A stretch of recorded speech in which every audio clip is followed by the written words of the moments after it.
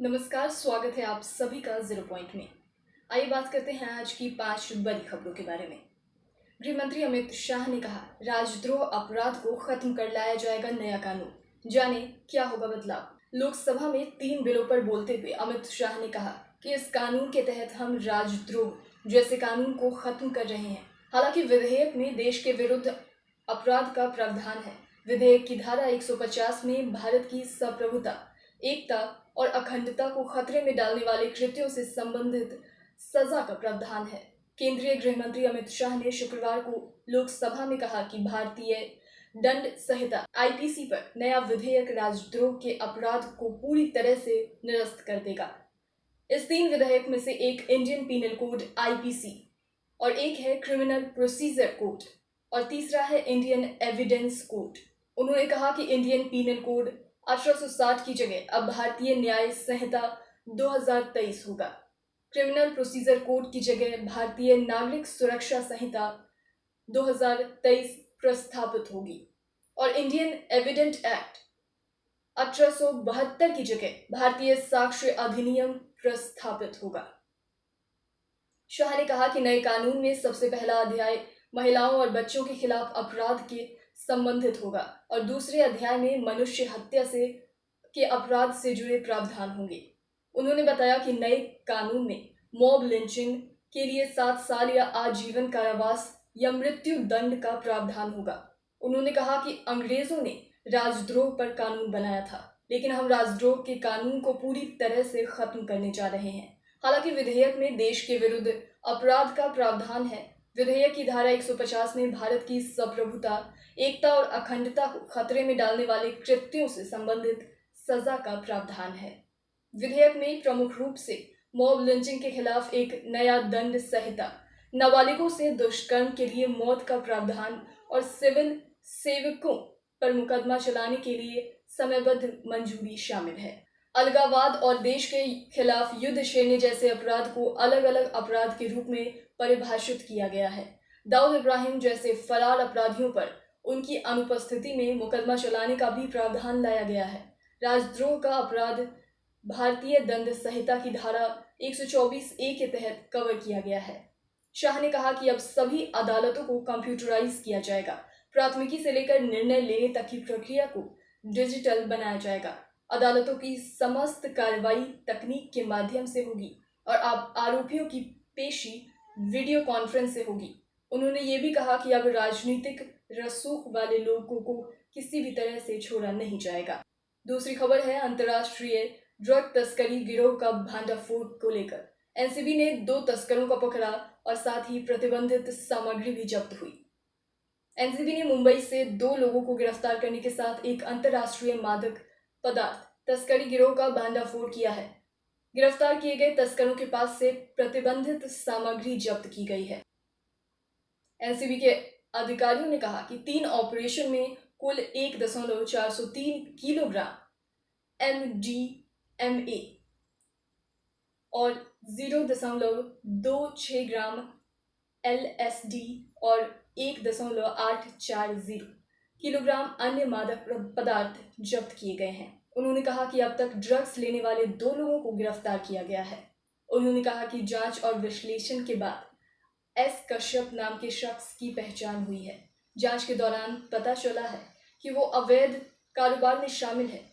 अधिकारी ने कहा कि महाराष्ट्र ATS की मदद से कश्यप को शुक्रवार को पुणे में गिरफ्तार किया गया। उन्होंने कहा कि प्रारंभिक पूछताछ के दौरान आपत्तिजनक साक्ष्य मिले हैं। उन्होंने कहा कि कश्यप कमीशन के बदले एक विदेशी तस्कर से ड्रग खरीदता था और पुणे शहर में उसके और आसपास के इलाकों में उसकी सप्लाई भी करता था। अधिकारियों ने बताया कि एक अन्य ऑपरेशन में एनसीबी ने पुणे में से 1.84 किलोग्राम हाइड्रोपोनिक खरपतवार जब्त किया है। साथ ही अदनान F नाम के एक आरोपी को पकड़ा गया है जिसने ड्रग हासिल किया था। उन्होंने बताया कि तीसरे ऑपरेशन में एनसीबी को 1.4 किलोग्राम MDMA टैबलेट जब्त किया है। चलिए बढ़ते हैं तीसरी खबर की ओर। देर रात कोलकाता पहुंचे जेपी नड्डा और BL संतोष। एयरपोर्ट पर भाजपा प्रदेश अध्यक्ष ने की अगवानी। आगामी लोकसभा चुनाव को देखते हुए भाजपा ने पश्चिम बंगाल सहित पूर्वोत्तर पर फोकस करना शुरू कर दिया है। इसी कड़ी में बंगाल के पूर्व मोदिनीपुर के कोलाघाट में भाजपा की पूर्वी भारत पंचायत कार्यशाला होने जा रही है। इसमें हिस्सा लेने के लिए देर रात भाजपा अध्यक्ष जेपी नड्डा कोलकाता पहुंचे। भाजपा के राष्ट्रीय अध्यक्ष जेपी नड्डा शुक्रवार देर रात पश्चिम बंगाल के 2 दिवसीय दौरे पर कोलकाता पहुंचे। उनके साथ भाजपा के राष्ट्रीय संगठन महामंत्री बीएल संतोष भी थे। कोलकाता एयरपोर्ट पर पश्चिम बंगाल भाजपा प्रदेश अध्यक्ष सुकांत मजूमदार और अन्य पदाधिकारी ने उनकी अगवानी की थी। दरअसल आगामी लोकसभा चुनाव को देखते हुए भाजपा ने पश्चिम बंगाल सहित पूर्वोत्तर पर फोकस करना शुरू कर दिया है। इसी कड़ी में बंगाल के पूर्व मोदिनीपुर के कोलाघाट में भाजपा की पूर्वी भारत पंचायत कार्यशाला होने जा रही है। इसमें हिस्सा लेने देर रात भाजपा अध्यक्ष जेपी नड्डा कोलकाता पहुंचे। 2 दिवसीय इस कार्यशाला को प्रधानमंत्री नरेंद्र मोदी और केंद्रीय गृह मंत्री अमित शाह भी वर्चुअल माध्यम से कार्यशाला को संबोधित करेंगे। संघ की पूर्वी क्षेत्र कार्यकारिणी की बैठक भी शुरू हो चुकी है। कोलकाता में शुक्रवार को आरएसएस संघ के 2 दिवसीय पूर्वी क्षेत्र कार्यकारिणी की बैठक शुरू हुई है। बैठक में आरएसएस प्रमुख मोहन भागवत तथा संघ के सर कार्यवाह दत्तात्रेय होसबोल के साथ बंगाल, असम और बिहार के नेताओं ने हिस्सा लिया। सूत्रों के मुताबिक बैठक में पूर्वी राज्य में आरएसएस की कल्याणकारी योजनाओं की समीक्षा तथा नई योजनाओं पर चर्चा की शुरुआत हुई।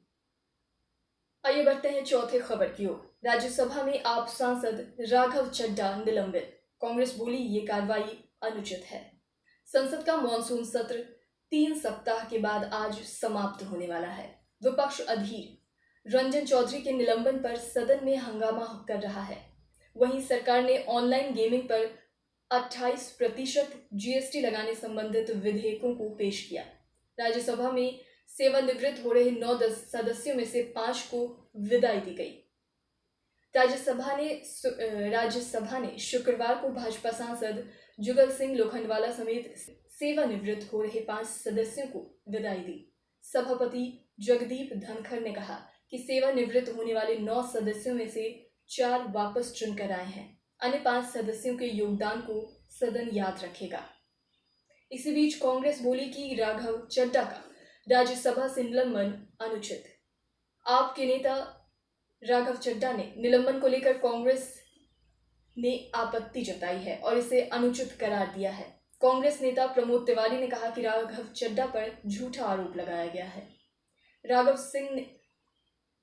संजय सिंह ने कहा कि चड्ढा को अगले सत्र तक निलंबित करने का फैसला गलत है। विपक्ष के नेता उनके पक्ष में पत्र लिखेंगे। मैं भी उनके समर्थन में हूँ। आगे बढ़ते हैं 5वीं खबर की ओर। शिवपाल को योगी की सलाह, अभी समय है अपना रास्ता चुन ले। 2024 में एसपी का खाता भी नहीं खुलेगा। विधानसभा में पूर्व मुख्यमंत्री अखिलेश यादव ने महंगाई को लेकर सरकार पर निशाना साधा है। अखिलेश यादव ने आलू और मंडी का मुद्दा उठाया। अखिलेश ने दूध के बंद प्लॉटों को लेकर भी सरकार पर हमला बोला है। मुख्यमंत्री योगी आदित्यनाथ ने भी अखिलेश यादव पर पलटवार कर बोला। उन्होंने कहा कि किसानों, गरीबों की पीड़ा को नहीं समझेंगे।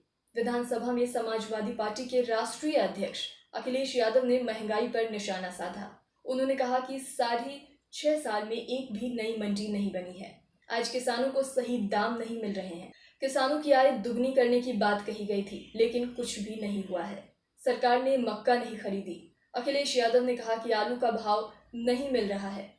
अगर अभी कोल्ड स्टोरेज से आलू नहीं निकाला गया तो आलू के भाव कहाँ जाएंगे। अखिलेश यादव ने कहा कि डेयरी सेक्टर मदद कर सकता है किसान की आय बढ़ाने के लिए। इस सेक्टर को बजट देकर इसे बेहतर बनाया जा सकता है।